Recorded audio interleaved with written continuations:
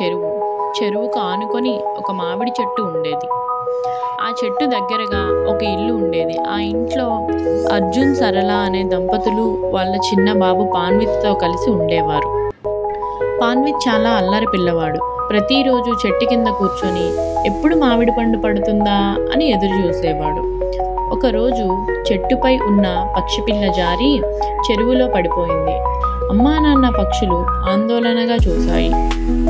పాన్విత్ వెంటనే ఇంటికి పరిగెత్తి ఒక టీవల కర్రకు కట్టి జాగ్రత్తగా చెరువులోంచి పక్షిపిల్లను తీశాడు.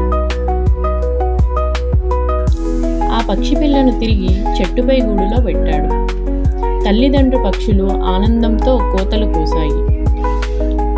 పక్షులు సంతోషంతో ఒక పండిన మామిడి పండును తీసుకుని పాన్విత్కి ఇచ్చాయి.